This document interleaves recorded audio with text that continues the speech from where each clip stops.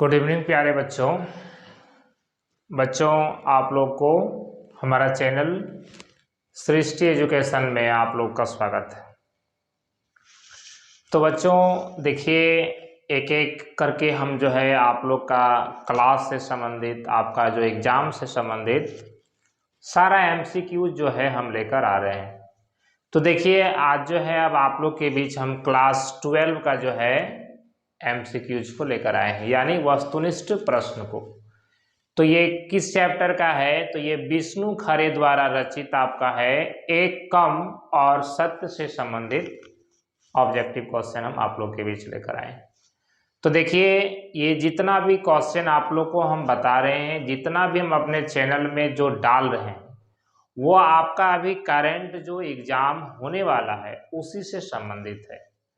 तो बच्चों आप इसको देखना ना भूलिएगा और प्लीज़ आप इसको देखिएगा जरूर, तभी जो है आपका परीक्षा में 100% नंबर आ सकता है। तो चलिए हम लोग एक एक करके जो है सारे क्वेश्चन को देखते हैं और इसका सही आंसर को जो है हम लोग टिक लगाते हैं। ठीक है, देखिए पहला क्वेश्चन क्या है। कहता है कवि अपने वर्तमान जीवन शैली में किस कारण से व्यथित है। हम लोग क्या पढ़ रहे हैं? विष्णु खरे पढ़ रहे हैं। ठीक है, विष्णु खरे ने जो रचित 2 कविता लिखे हैं, एक कम और सत्य, उसी से संबंधित ये सारा क्वेश्चन है। यानी आपका जो पाठ है, पाठ से अंदर का भाग को यहाँ पर हमने लिखे हैं, यानी पाठ के अंदर का ये ऑब्जेक्टिव क्वेश्चन है। तो देखिए पहला क्वेश्चन, कवि अपने वर्तमान जीवन शैली में किस कारण से व्यथित हैं। व्यथित मतलब दुखी हैं। तो किस कारण से? स्वार्थपरकता का माहौल बनने से, लोगों के धनवान बनने से, लोगों के निर्धन होने से, आपसी खींचतान का वातावरण बनने से। तो बच्चों याद रखिएगा, ये जो है आज दुनिया में क्या हो गया है, स्वार्थी लोग बहुत ज़्यादा हो गए हैं।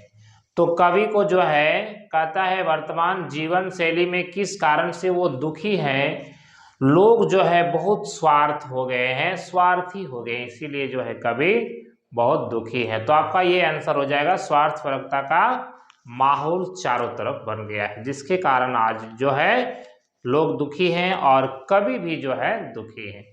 दूसरा क्वेश्चन देखिए क्या है आपका, कवि भ्रष्ट लोगों का विरोध नहीं करते क्योंकि, यह ऑप्शन देखिए क्या है, कवि उन्हें अनदेखा करना चाहते हैं, कवि चुप रहना चाहते हैं, कवि को उनसे कोई समस्या नहीं है, कवि स्वयं को व्यवस्था का विरोध करने में अक्षम पाते हैं। कहने का मतलब है कवि जो है भ्रष्ट लोगों का विरोध नहीं करते। क्यों नहीं करते? क्योंकि जो है वो विरोध करने में अपने आप को अक्षम महसूस करते हैं, यानी वो सक्षम नहीं है। तो ये आपका डी नंबर का जो है सही आंसर आपका होगा। फिर देखिए तीसरा क्वेश्चन क्या है, हाथ फैलाने वाले को कवि मानते हैं। क्या मानते हैं? तो ये आपका हो जाएगा ईमानदार। कहने का मतलब इस संसार में जो भीख मांग रहा है, हाथ फैला रहा है, वो क्या है? आपका ईमानदार है। अगला क्वेश्चन देखिए, एक कम कविता किस पर व्यंग्य साधा गया है। किस पर व्यंग्य साधा गया है? तो धोखेबाज पर, मेहनतकश मजदूर पर, भ्रष्टाचारी पर, ईमानदार पर।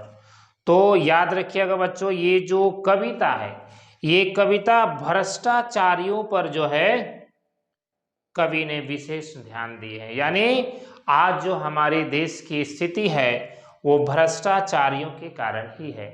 आज जो इतना घूसखोर है वो सारा जो है भ्रष्टाचारी के कारण। तो ये आपका सी नंबर का आंसर हो जाएगा। अगला क्वेश्चन देखिए, एक कम कविता भारतीय समाज के किस काल की जीवन शैली को रेखांकित कर रही है। तो क्या हो जाएगा? स्वतंत्रता पूर्व, स्वातंत्र्योत्तर, आदिकाल, स्वतंत्रता संग्राम के समय। कहने का मतलब है एक कम कविता भारतीय समाज के किस काल की जीवन शैली को, तो एक कम जो कविता है उसको आप पढ़िएगा तो उसमें जो है स्वतंत्रता के बाद की घटना को बताया गया है। यानी कवि जो बता रहे हैं स्वतंत्रता के बाद लोग किस प्रकार का माला माल बने, कैसे धनाढ्य बने, तो उसके बारे में बताया गया है। तो ये हो जाएगा स्वतंत्रता के बाद। ये आपका बी नंबर आंसर हो जाएगा। ये हो गया 5 नंबर क्वेश्चन। देखिए 6 नंबर क्वेश्चन क्या है, एक कम कविता में कवि किसका वर्णन कर रहे हैं? टॉर्च बेचने वाला, अखबार विक्रेता, मांगने वाला, खिलौने वाला। तो ये कौन सा ऑप्शन हो जाएगा आपका?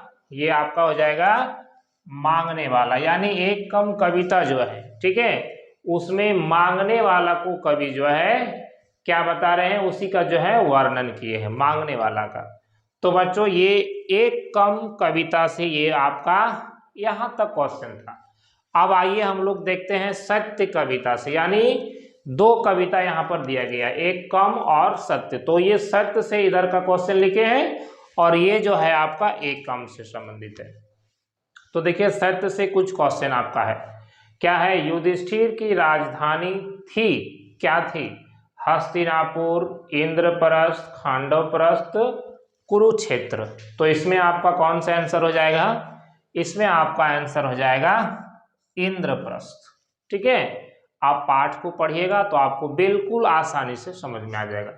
तो इसका आंसर आपका हो जाएगा बी नंबर का, इंद्रप्रस्थ। आप 2 नंबर देखिए, निर्निमेष शब्द का अर्थ है, क्या अर्थ है? पल भर के लिए, कुछ पलों के लिए, कुछ दूर तक, बिना पलक झपकाए। तो निर्निमेष शब्द बच्चों याद रखेंगे, ये क्लास 10 में भी आपका ये जो है दिया गया है कि निर्निमेष शब्द का क्या अर्थ है। तो ये आपका निर्निमेष यानी इसका अर्थ हो जाएगा बिना पलक झपकाए हुए। तो ये आपका डी नंबर का आंसर जो है सही हो जाएगा। अगला क्वेश्चन देखिए क्या है, सत्य को हम कहाँ खोज सकते हैं? कहाँ खोज सकते हैं? गहन वनों में नहीं मिलेगा, अपने अंतःकरण में, पुस्तकों में, ज्ञान की बातों में। तो याद रखिएगा बच्चों, अगर सत्य को जानना है तो हमें अपने अंदर झांकना पड़ेगा। तो ये आपका कौन सा आंसर हो जाएगा? अपने अंतःकरण में, याद रखिएगा। ठीक है, चलिए अगला क्वेश्चन देखिए 4 नंबर, सत्य के संकल्प को प्राप्त करने के लिए कौन सा गुण अनिवार्य है? यानी सत्य को हम कैसे पा सकते हैं, उसके लिए हमारे अंदर कौन सी गुण होना चाहिए? देखिए कौन सा गुण होना चाहिए, सत्य के मार्ग पर अडिग होकर चलने की शक्ति, सत्य के पीछे दूर भटक पाने की शक्ति, सत्य का सामना करने की शक्ति, सत्य का सामना करने की शक्ति। तो इसमें कौन सा ऑप्शन आपका हो जाएगा? सत्य के मार्ग पर अडिग होकर चलने की शक्ति, तभी जाकर हम सत्य को पा सकते हैं। यानी अडिग होना होगा हमको, तभी सत्य को हम पा पाएंगे। अगला क्वेश्चन देखिए आपका 5 नंबर, विदुर कौन थे? तो विदुर कौन थे? वो आपका कौन थे? वो पांडवों, ये कौरवों के जो है मंत्री थे। ठीक है, यहाँ देखिए सी नंबर में दिया गया है आपका, यहाँ है पांडवों के मंत्री, कृष्ण के मंत्री, कौरवों के मंत्री और बलराम के मंत्री। तो ये आपका कौन सा हो जाएगा? कौरवों के मंत्री हो जाएगा। ठीक है, अंतिम क्वेश्चन देखिए क्या है आपका, सत्य कविता में किस ग्रंथ से पौराणिक संदर्भ और क्या है पात्र लिए गए हैं? यानी जो सत्य कविता है तो इसमें कहाँ से जो है इसको दर्शाया गया, यानी किस कहाँ से ये टॉपिक को लिया गया, इस ये मैटर को कहाँ से लिया गया है? तो ये आपका कौन सा हो जाएगा?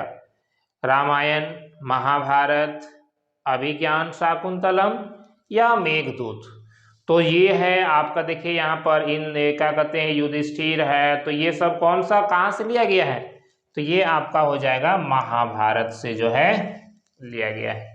तो बच्चों आज के लिए इतना ही। ये जितना सारा आपको हम दे रहे हैं ये सारा आपका एग्जाम से संबंधित है और सारा जो है आपका वेरी वेरी इंपॉर्टेंट। ठीक है, तो आज के लिए इतना ही। थैंक यू बच्चों, हमारे चैनल को आप लोग जो है आगे बढ़ा रहे हैं दिन प्रतिदिन, इसके लिए आपको बहुत बहुत धन्यवाद। Thank you.